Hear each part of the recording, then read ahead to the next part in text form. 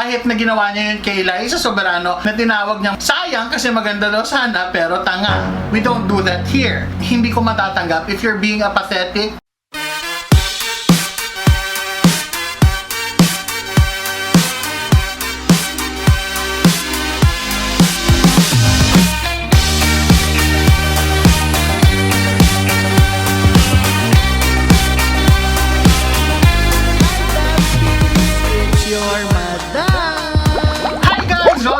To my channel, it's your madam! At ayan, andito na naman tayo sa aming bahay. Welcome, welcome! Bahay lang muna because we really cannot go out. Alam niyo naman ngayon, sobrang dami ng cases, sobrang delikado. We don't want to contribute na sa already stressful situation. And syempre, takot din talaga kami personally. But what scares me most, ayan na, diretso na tayo, huwag na tayo magmaligoy-ligoy pa. What scares me most are those people na talagang nanging-invalidate ng ating mga kapwa Pilipino, whether artista man yan or normal tao na nag-post. But in this case, in our topic tonight, it's actually Liza Soberano who posted something, who tweeted something. It was a valid concern, it was a valid question. She meant nothing bad. She only wished to express her heartfelt concern para sa ating mga kababayan. She said na my heart bleeds for all the people who cannot afford not to go out to work. They literally have to choose between dying of starvation or dying of COVID. Is our country really this poor to not be able to provide stimulus? So, genuine question lang po. And I believe that that statement is also the question of millions of Filipinos right now dito sa ating bansa. Before we proceed, you all know how neutral I am when it comes to the government. I've always been very vocal about my support of the government programs that we have, of the Duterte administration, and I've always also been very vocal about sa mga kapalpakan, about sa mga nakakalokang hindi mo maipaliwanag bakit, sa mga kakulangan, sa mga katarantaduhan that's happening. I'm really just concerned about the Filipino people, yung mga kababayan natin. And I guess a lot of you would also agree with me if I say that we share the same sentiments. This pandemic has brought a lot of anxiety, a lot of stress towards us, sa atin. We've all been affected in one way or another. It's a stressful situation we are in now, and we cannot afford to see incompetence. We cannot afford to see kapalpakan sa ating gobyerno ngayon because this is not a joke. Hindi ito biro ang kinakaharap natin. I'm just so disappointed, however, with all that I see on social media. Particularly, sige, punta na tayo doon kay Magno. People have been tweeting me, people have been asking me to comment about it for the longest time about this certain Magno. But I refuse to do so because it's just another noise that I don't want to, make battle to. And I'm sure that in one way or another, there's also a good side to what she's doing by highlighting the projects of the government. But then, a lot of her videos, napaka-nega. In her own terms, negatron. So if we talk about being a negatron, then we don't have to look any further. Let's just go to Magno's TikTok account. Diba? Kung saan pinapatulan niya lahat, and she's blindly, I will say this, she's blindly defending the government. But I am refusing to call her names kahit na ginawa niya yun kay Liza Soberano na tinawag niyang sayang kasi maganda daw sana pero tanga. We don't do that here. So anyway, moving forward, may notes ako. Nilist down ko. I want to say this and I want to put emphasis on this. Apathy towards the most affected sect of our society. I guess, yan yung parang hindi ko matatanggap if you're being apathetic. Lalo na, you are doing your TikTok videos at the comfort of your home. If you are doing your TikTok videos habang yakap-yakap mo ang malambot mong unan, sa malimig mong kwarto, sa malambot mong higaan, and you have the guts to say this to everybody na parang wala kang pakialam, maybe because you're not affected, or maybe because you're lucky enough to be in a place where the political allies of the current administration is focusing their efforts. I don't know. I really don't know your background. I'm really not familiar as well kung saan ka nakatira or where you are located. said. But then apathy is one thing that will sure to divide us all. Kung ganyan ang pinapakita mo invalidating the statement of Liza Soberano na parang siya pa yung tanga for asking that, do you know that that is exactly the sentiment also of millions of Filipinos? The millions of Filipinos who do not think like you, na parang blindly defending the government for all the shits that they are doing and all the mess that they're getting us into. I'm not saying that everything is shitty, that everything's a mess. Disclaimer lang, baka may mag-react. But then what I'm saying is kulang. What I'm saying is, sa mga pinaka-importanteng aspect ng ating society, ng ating bansa, lalo na ngayon that we are facing a pandemic, nakukulangan ako sa ginagawa ng gobyerno. At hindi lang kulang, minsan, madalas, palpak pa. At hindi mo pa maintindihan kung bakit ganon ang mga nagiging aksyon. So now going to my statement kung bakit ko sinasabi that you're blindly defending the government, I have watched some of your videos and I've seen that you have stated projects that was done by our government in a very specific geographical area in the Philippines. So may isa kang video. On top of that, we would like to thank Senator Bongo for sending an additional 3 million in COVID relief and response from the Office of the President. That you cited an example where Senator Bongo actually gave parang 3 million COVID assistance in an area that's part of Caraga. And sabi mo pa, Caraga is part of the top 3 poorest region in the Philippines. And I may have to agree with you on that, but I do not agree is that you made it look like that Caraga is already representing the entire nation. Hindi lang po Caraga region ang tinutukoy natin when we talk about the millions of Filipinos. Yes, sabi ko nga kanina, there are some projects that this administration has truly excelled on. There are a lot of things that they are doing right and that they are doing well. Dito na muna tayo sa issue natin ngayon that we are facing a pandemic. There are also a lot of things na hindi nagagawa. And may I just say this, you grade your government based on collective information and not just on one aspect where they did pretty well. Hindi naman pwedeng dahil lang maggumaling sila dyan, magaling na sila sa lahat. At hindi naman pwedeng dahil mali sila dito, mali na sila sa lahat.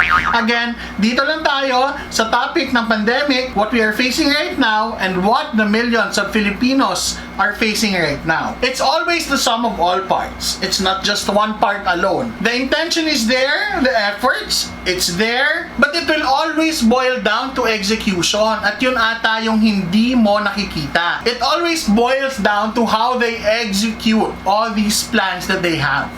At lalo na kung sino ang tinatamaan ng planong yon. So it begs the question, is our government just wasting all the efforts na ginagawa nila? Or are we really being effective in executing all this? Unfortunately, if you will ask me now, I don't see any effectiveness sa mga pinagagawa ng gobyerno natin ngayon. And I have to be very honest, a lot of you will also agree with me, but that's my personal take. Hindi ko nakikita that we are actually addressing the problem of our country in a very effective manner. Diba? Yun lang naman yun eh. Ang daming ginagawa, ang daming plano, ang daming ganito, si ganon. They're not even talking. Hindi nga nila alam yung plano ng bawat isa.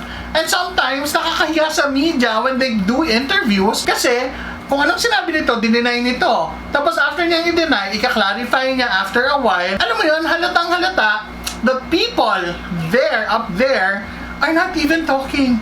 They're not even discussing properly, they're not even discussing well the plans. And later, dadagdagan ko pa yung example dahil naloka ako. Now let's proceed to another video that you did on TikTok, Jam. Ang sabi mo doon, now on your other video kung saan tinakil mo yung vaccine. Mga initiatives ng mga CEOs ng bigger companies than you who earn billions. Sila ang gustong tumulong at saka isa pa, girl.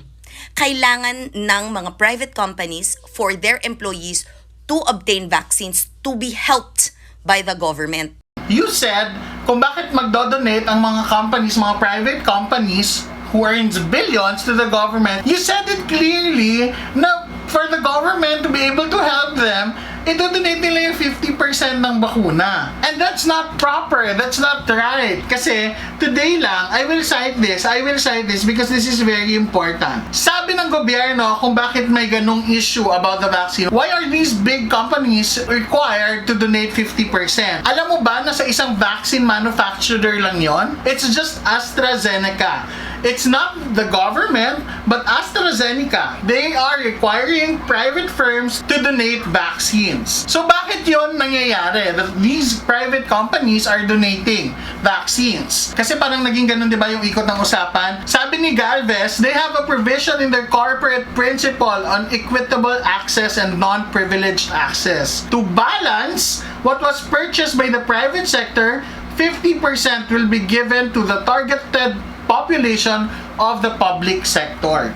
So yan, it's really part of the social responsibility of these companies to actually donate. And by the way, it's just AstraZeneca. Walang agreement kay Moderna, Novavax, Sinovac, or other companies that they need to donate 50% as well. And again, so doon pa lang sa video mo na yon, I really do not get why you said that or why you assumed na ganun nga yung setup na para matulungan sila ng gobyerno ay kailangan nila mag-donate. So at least that's clarified now, at least klaro na yon after Galvez released this statement. At ang sentimento ng karamihan ng tao ay kagaya ng sentimento din nila sa Soberano. Inatake mo siya siguro dyan because artista siya, because madami siyang pera, tapos siya pa yung nag-tweet ng ganon, and sabi mo pa maybe hindi pa nakapunta sila isa sa mahihirap na lugar. But I really don't understand why you do that. I don't have anything against you. I don't have anything bad to say about you as a person because we don't personally know each other. But then again, I want you to think about what Liza said. I want you to think about the validity of her statements. Yung sagot mo, why don't you try to go sa isang area where poverty is very imminent? And why don't you, sabihin mo yan out loud kung paano mo dinidepensahan yung gobyerno habang nakikita mong hindi nakakakain ang isang buong pamilya. Sometimes kasi you have to take a step back mag-isip ka din, you put yourself in that situation. Kung kaya mo bang sabihin yon sa harap ng mga taong nagugutom? Sa harap ng taong hindi kayang ipagamot yung anak niya dahil wala siyang pera, tapos may pandemic pa, natanggal siya sa trabaho? Kaya mo bang sabihin yan sa harap ng anak na breadwinner ng pamilya na hindi niya alam kung saan kukuha ng pambili ng panghapunan nila or pang-umagahan bukas? Take a step back and maybe you'll see and understand the millions of Filipinos. Alam mo, Jam, we are all the same. You and I, we're all the same. I can say that we have a lot in common. You're very vocal as well. You're very, opinionated. And what I appreciate about you, and I want to share this, is the fact that you are highlighting the good things that our government is doing. That you are showing people the good projects where they excel on. And I just wish na ipagpatuloy mo yung paggawa niyan, yung pagpapakita mo ng mga proyekto, ng mga efforts ng gobyerno. If we can have a lot more people like you who does that in that way, without the attitude na parang mga atake, mga ngagat ka ng mga nagkikritik sa gobyerno, then maybe we'll see a better outcome in social media. We'll have a better conversation in social media. Pero if you continue on doing that, yung parang kakagatin mo ang mga taong nagki-criticize ng gobyerno sa mga bagay na hindi nila nagagawa, umaasta ka na parang boses mo lang at opinion mo lang ang dapat marinig at ang dapat tama, then that's where we will have a lot of problems. And I cannot say na parehas tayo sa aspetong yun. And to Magno, sabi ko nga, nabanggit ko, we have a lot in common. At isa na doon ang ating bedsheet. So, yan lang.